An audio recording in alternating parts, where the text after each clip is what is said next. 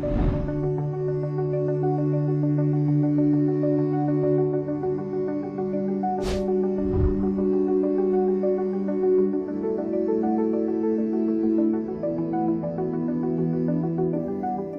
unfortunately, pharmacies know from all of the investigations, the indictments, the criminal prosecutions, the last 4 years, the pharmacy world was introduced to the marketers. And I use that term because there are a lot of them are former pharmaceutical reps that were used to dealing with the pharmaceutical manufacturer world, which has different rules and regulations. They both have the anti-kickback statute though. And unfortunately, the majority of pharmacies that got tied with marketers did not understand the anti-kickback statute. So they were paying the marketers based upon a commission basis.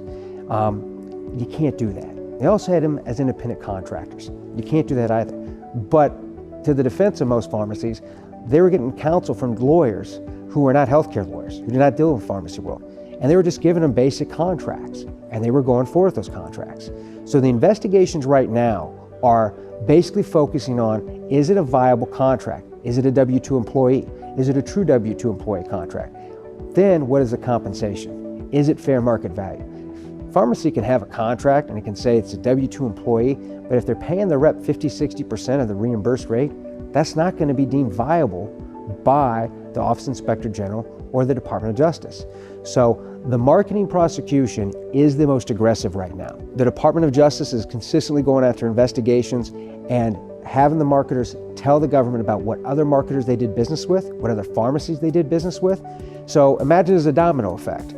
One marketer gets caught up and tangled in this web. He tells about another marketer, and that domino effect just keeps going. Now, the sad thing is, a pharmacy may have done everything legal that it could have done and could have caused to be done. But if they have a bad marketer that was at their pharmacy, it may draw attention to them.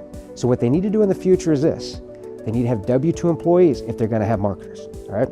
Then those marketers have to be trained, fraud, waste, and abuse, and HIPAA, and their compensation has to be fair market value. If they don't have those met, then they're going to expose themselves to extra liability from the Department of Justice standpoint and also from the PBMs.